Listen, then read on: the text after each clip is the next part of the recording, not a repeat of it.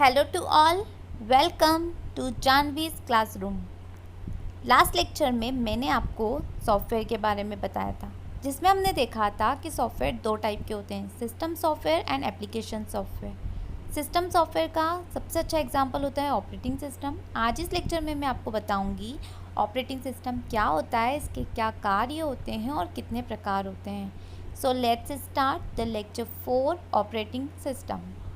Operating system एक system software होता है जो ओवरऑल कंप्यूटर सिस्टम को मैनेज करता है, जैसे file management, memory management, input output management, कौन सी डिवाइस कनेक्टेड है सिस्टम से उनका मैनेजमेंट, सिक्योरिटी मैनेजमेंट, या हम कह सकते हैं कि जब भी यूज़र कोई कमांड एग्जीक्यूट करता है तो उस कमांड उस प्रोसेस का क्या करना है, उसे कैसे एग्जीक्यूट करना है, ये ऑपरेटिंग सिस्टम ही बताता है। इसके दो मेन ऑब्जेक्टिव होते हैं। पहला, प्रोवाइड कन्वीनियंस टू यूज़र को सुविधा प्रदान करना।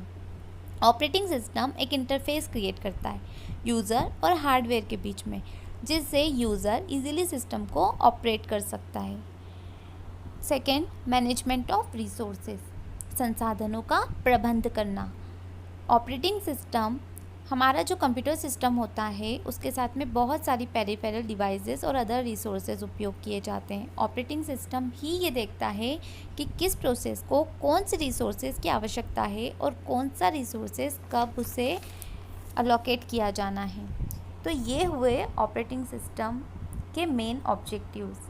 अब हम देखते हैं इसके कुछ एग्जाम्पल, जैसे लैपटॉप, टैबलेट और डेस्कटॉप कंप्यूटर के साथ जो हम ऑपरेटिंग सिस्टम यूज़ करते हैं वो है Microsoft window, Apple Mac operating system, Chrome operating system, BlackBerry operating system, Linux. Smartphone जो होते हैं उनमें जो आईफोन होता है उसमें एप्पल iOS का यूज़ किया जाता है और अदर फ़ोन में गूगल एंड्रॉयड का। सर्वर सिस्टम जो होते हैं वो विंडोज सर्वर, लाइनक्स और फ्री BSD ऑपरेटिंग सिस्टम का उपयोग करते हैं। अब देखेंगे functions of N operating system, operating system के कार्य। सबसे पहला जो फंक्शन है वो है मेमोरी मैनेजमेंट। ऑपरेटिंग सिस्टम की जो मेमोरी मैनेजमेंट यूनिट होती है उसका कार्य होता है मेन मेमोरी को बांटने का। जितनी भी डिफरेंट प्रोसेसेस हमारे सिस्टम पे रन होती है उनके लिए मेमोरी का अलोकेशन और डी अलोकेशन ऑपरेटिंग सिस्टम के द्वारा ही किया जाता है। जो भी रनिंग प्रोसेस होती है वो मेमोरी के किस पार्ट को यूज़ कर रही है यह भी ऑपरेटिंग सिस्टम ही बताता है। Process management, process is a program under execution.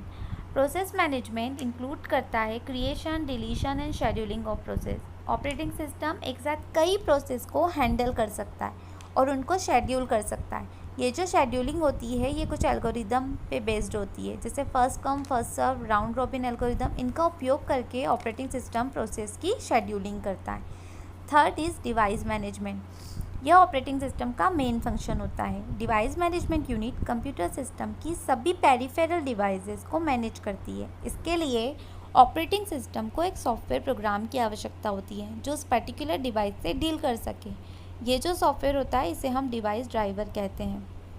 File management, operating system की यह यूनिट एक फाइल में बहुत सारी डायरेक्टरीज और सब डायरेक्टरीज को कंटेन करके रखती है। ये डायरेक्टरीज और सब डायरेक्टरीज को हम फोल्डर्स और सब फोल्डर्स कहते हैं। इसमें डेटा एक ऑर्गेनाइज फॉर्म में होता है। ये जो डेटा होता है ये डिस्क, टेप या ऑप्टिकल स्टोरेज डिवाइसेस पर स्टोर होता है। File management also include free space memory management, storage allocation and disk scheduling. ये फाइल को अनऑथोराइज एक्सेस से भी बचाता है। सिक्योरिटी मैनेजमेंट, कंप्यूटर सिस्टम की सिक्योरिटी किसी भी ऑपरेटिंग सिस्टम का मेन फंक्शन होता है। किसी भी ऑपरेटिंग सिस्टम की रिलायबिलिटी इसी बात से डिसाइड की जाती है कि वह यूज़र को कितनी बेटर सिक्योरिटी प्रोवाइड कर रहा है।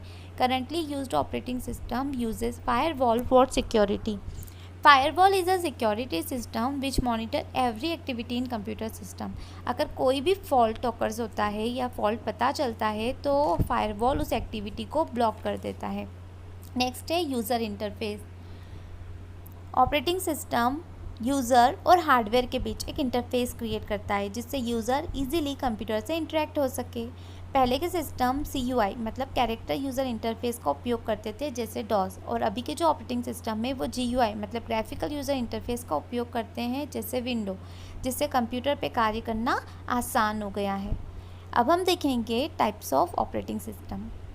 सबसे पहला जो टाइप है ऑपरेटिंग सिस्टम का वो है batch processing operating system. Second है time sharing operating system. Third is real time operating system. Fourth distributed operating system. Fifth network operating system. Six multi processor operating system. One by one हम इसे describe करके देखते हैं। पहला है batch processing operating system. Computer की starting generation में user computer से डायरेक्टली इंटरेक्ट नहीं करके एक जॉब तैयार करते थे जो प्रोग्राम डेटा और कंट्रोल प्रोग्राम की बनी होती थी।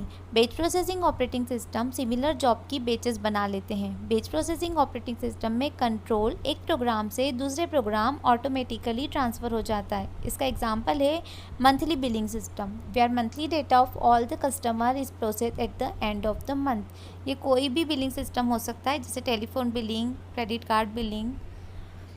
यहाँ पर इस डायग्राम में आपको डिस्प्ले हो रहा है, ये कुछ यूज़र्स हैं जिन्होंने अपनी अपनी प्रोसेस एग्जीक्यूट की।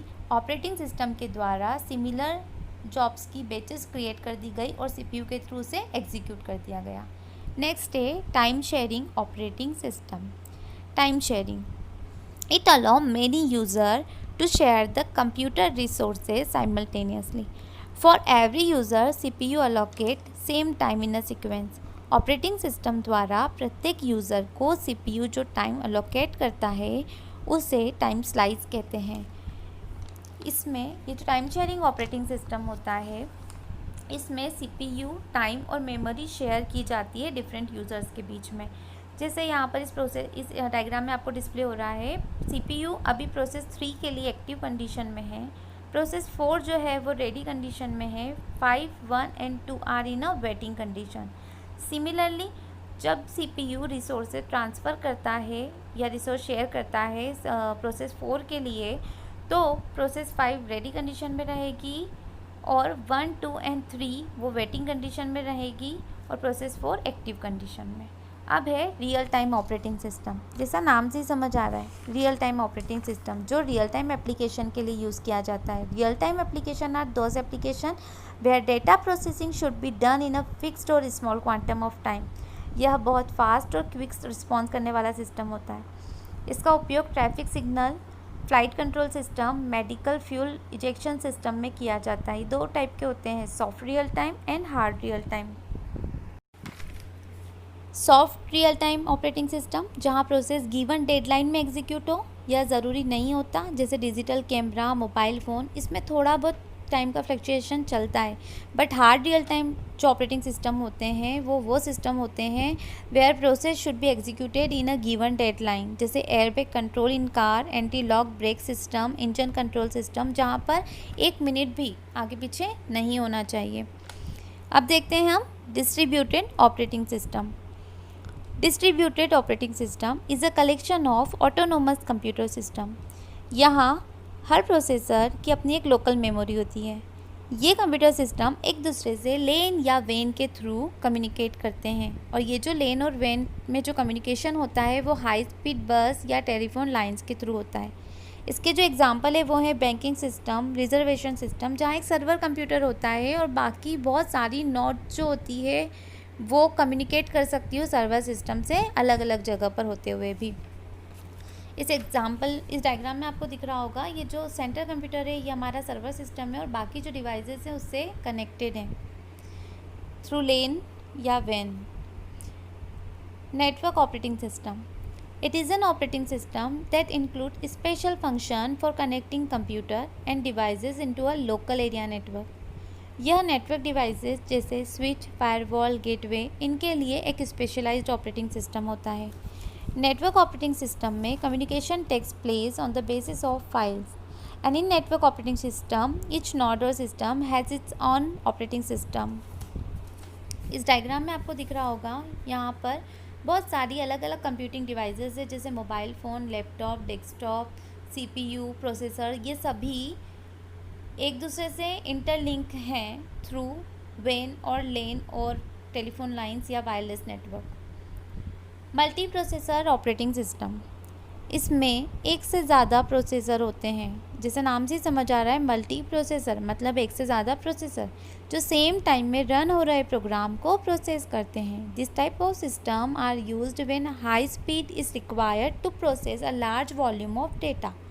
जैसे सैटेलाइट कंट्रोल सिस्टम हुआ, वेदर फोरकास्टिंग सिस्टम हुआ, जहाँ पर जो डेटा होता है वो बहुत बड़ा होता है, बहुत ज़्यादा लार्ज वॉल्यूम का होता है, वहाँ पर हम मल्टी प्रोसेसर ऑपरेटिंग सिस्टम का यूज़ करते हैं। इसे पैरेलल प्रोसेसिंग ऑपरेटिंग सिस्टम भी कहा जाता है। पैरेलल प्रोसेसिंग इसीलिए कहते हैं क्योंकि एक साथ कई सीपीयू उसमें या कई प्रोसेसर उसमें कार्य कर सकते हैं, जैसे डायग्राम में शो हो रहा है। ये था हमारा लेक्चर जो ऑपरेटिंग सिस्टम पे बेस्ड था। If you want to learn computer online, then please subscribe my channel and like my video. Thank you.